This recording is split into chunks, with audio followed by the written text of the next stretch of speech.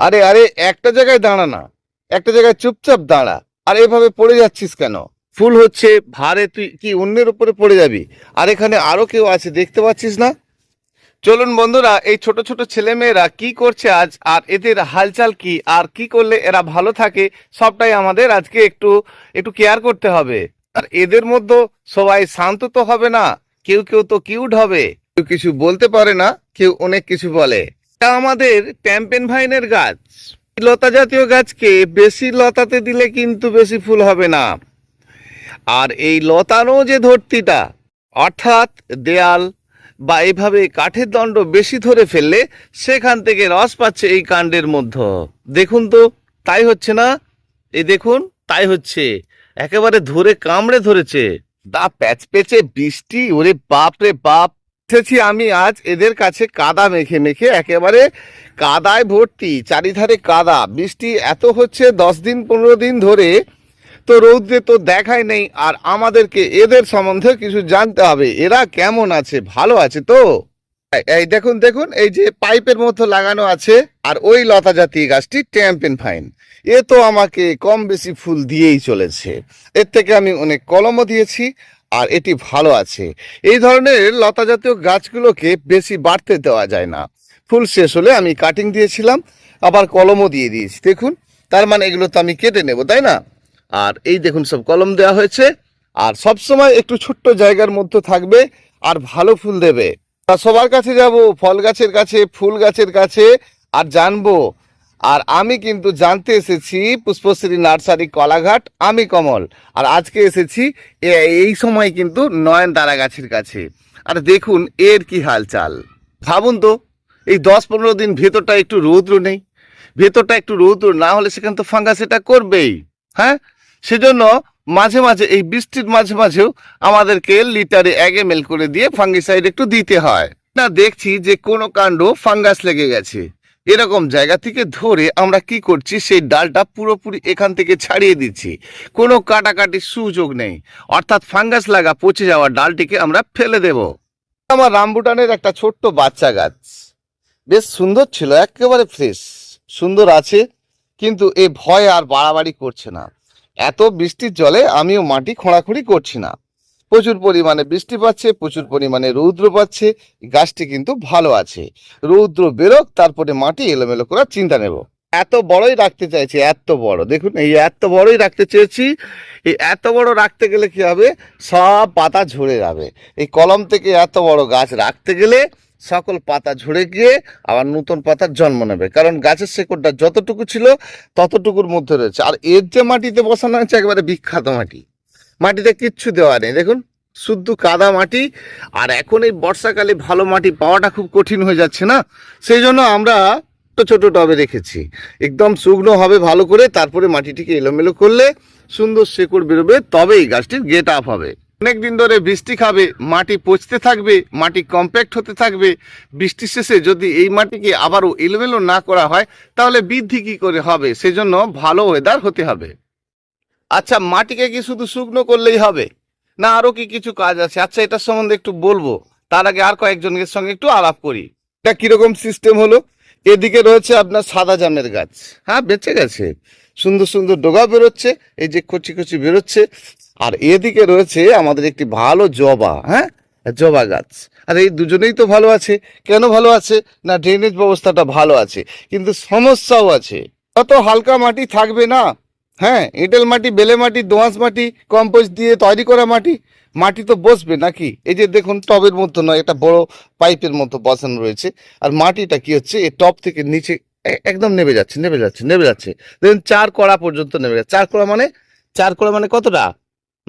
4টে আঙুল, মানে 4 ইঞ্চি, 4 ইঞ্চি নেমে গেছে। তাহলে আমরা কি এই সময় এখন মাটিটা বেশি করে চাপা দিয়ে দেব, না একটু কয়েকটা দিন ওয়েট করে যাব, দেখবো যে এই টবটা ভেজা আছে কিনা? সব সময় ভেজা থাকবে, কারণ এটা ডাউন আছে। আর একে ভালো রাখতে গেলে, যাদের টবে মাটি খুব বসে গেছে, পুরানো গাছ হলে আপনারা মাটিটা চাপা দেবেন, ঠিক আছে, ভালো হবে। আর এই সাইড কার কিছু ছিদ্র করে দিতে হবে, তাহলে কোনোভাবে এই যে ডাউনে মাটিটা রয়েছে জলটা না থাকে। এটা গ্রীষ্মকালের জন্য ঠিক আছে, তো বর্ষায় ঠিক নেই, এজন্য এক্সট্রা করে মাটি দিতে হবে। আর এই কাঁঠাল গাছ একদম জল পছন্দ করে না, যত উঁচু জায়গায় থাকবে ফলন বেশি হবে, গাছ ভালো হবে। বাড়লে তার কি অবস্থা করি দেখেছেন? আমাদের কাছে এসব করলে হয়? হ্যাঁ, দুষ্টু ছেলে হলে হবে না, তাকে ঠিক ঠিক জায়গায় তার ঠিক প্রয়োজন মতো তার যে চিন্তাধারাটাকে সঠিক দিকে নিয়ে যেতে হবে।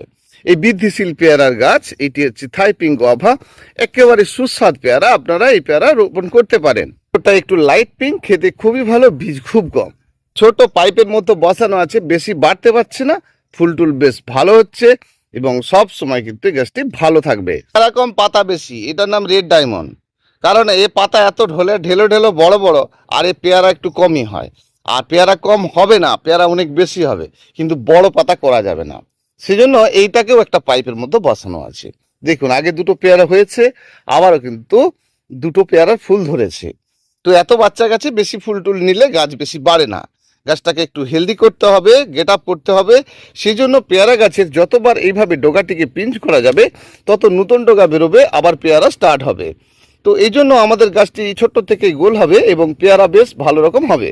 এটা হচ্ছে গোল্ডেন এইট পেয়ারার চারা। তো আমার ছেলের জন্য একটা পেয়ারা রেখেছিলাম, এত বাচ্চা গাছে ফল না উচিত নয়, বাচ্চার আড়ি তো, এও বাচ্চা আর সেও বাচ্চা। তো এই দেখুন, এই বাচ্চা পেয়ারা একটি রেখেছিলাম, গাছটি সেই জন্য একটু দুর্বল, খুব বেশি বাড়তে পারে না। আর এই পেয়ারাটা আমরা তুলে নিয়েছি, এবারে গাছটির আবার সুন্দর সুন্দর ডগা বেরোচ্ছে, আর এই প্রচুর পরিমাণে ফলে। একদম মানে ব্যবসার করার জন্য, মানে ঠিকভাবে এটি আপনার কাছে খুব ভালো একটা পেয়ারা, গোল্ডেন এইট পেয়ারা, খেতেও সুস্বাদ, বীজ কম, খুব সুন্দর পেয়ারা, ছোল পাতলা। জাম গাছ মানে কেজি টান হোক, থাইল্যান্ডের জাম হোক, যে জামই লাগান না কেন, বেশি মাটি পাবে, খাদ্য পাবে, জল পাবে, চেহারা ভালো হবে, কোনো কাজ হবে না। তো সেই জন্য এদেরকে যত ছোট টবে দেওয়া যাবে, তত তাড়াতাড়ি এই গাছটিতে ফল পাওয়া যাবে। খুব ডেঞ্জারাস গাছ, খুব ডেঞ্জারাস গাছ। 100 জন বন্ধু যদি আমার পশ্চিমবঙ্গে এই অ্যাজেলিয়া গাছ রোপণ করেন, তাদের মধ্যে 2 জন হয়তো সঠিক রাখতে পেরেছেন। আর এটা আমি একটা পরীক্ষা করার জন্য বসিয়েছি, না আপনি এরকম করবেন আর না কিছু। আমি এটা করে ট্রাই করতে চাইছি যে কি হতে পারে। একটা লম্বাটে পাইপ দিয়েছি, দেখুন লম্বাটে পাইপ। তো যে গাছ পাতা সারের উপরে হয়, যে গাছ একেবারে হালকা মাটির মধ্যে হয়, তাকে করতে চেয়েছি আমি এঁটেল মাটিতে। হ্যাঁ, একদম করে এঁটেল, একদম কম্প্যাক্ট মাটি। আর এ তো বেশ ভালোই আছে, প্রবলেম নেই। আর এটা আমি দেখার পরে আপনাদেরকে এ নিয়ে একটা ভিডিও দেব। তো দেখুন, এই অ্যাজেলিয়া গাছটি রোপণ করার পর এর যে ডগাগুলো বেরোচ্ছে, মানে বেশি ফুল কিন্তু নেওয়া যায় না, আর তখনই আমি কিন্তু ফুলগুলি কেটে দিচ্ছি। এই বর্ষাতে এ ছাড়ে না, এত বেশি ফুল হয়। আর ফুলগুলি তো কথা নয়, এত সুন্দর গোলাপের সঙ্গে তুলনা করুন, একই রকম দেখতে, আর প্রচুর ফুল হয়।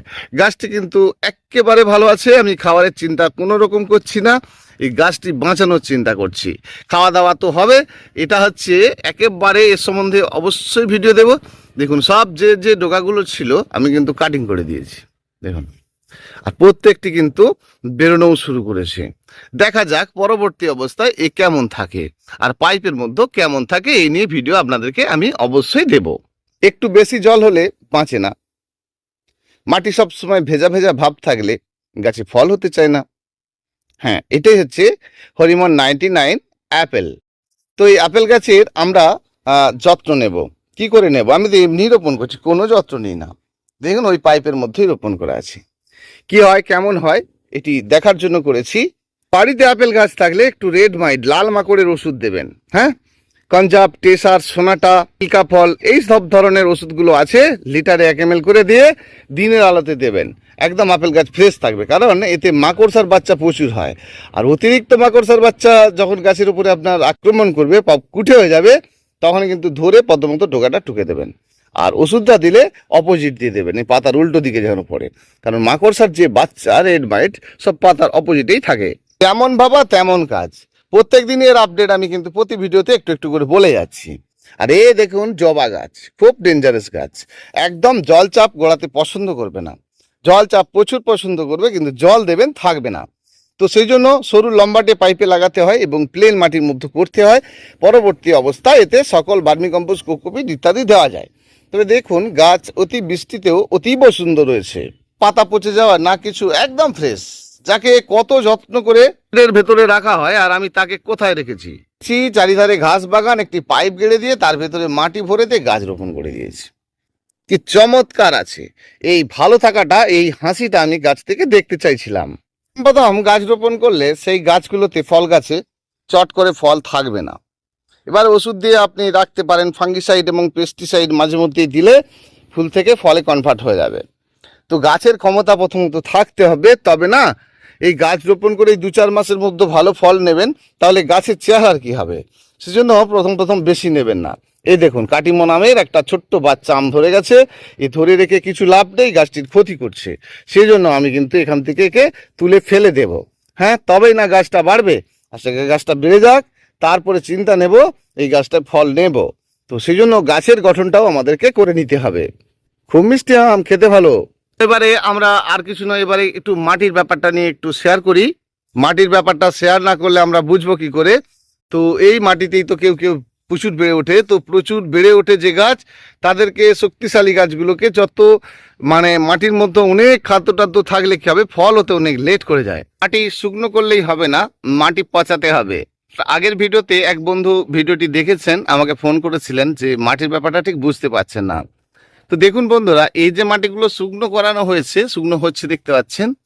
তো এই মাটিটা শুকনো হচ্ছে শুধু নয়, এই মাটিটাকে আগে পচানো হয়েছে। কারণ এই যে মাটিটা দেখছেন, এটা হচ্ছে ধান জমির মাটি। আমরা পচাচ্ছি না, ধান জমিতে পচছে। অর্থাৎ বিঘা বিঘা ধান চাষ হচ্ছে, সেখানে বছরের পর বছর মাটিটি কিন্তু পচন তৈরি হচ্ছে। অর্থাৎ এই সারা বর্ষাকালটা মাটি জলের মধ্যে পড়ে রয়েছে, প্রায় মাটি শুকনো হতে হতে 5 মাস। আর এই পচা মাটিটাকে আমরা কিন্তু তুলে নিচ্ছি জল শেষে, অর্থাৎ বর্ষার জল শেষে সেই মাটি তুলে নিচ্ছি, নিয়ে একটা জায়গায় লাটিয়ে রাখছি। মানে একদম কাঁড়ি করে পড়ে আছে দেখতে পাচ্ছেন।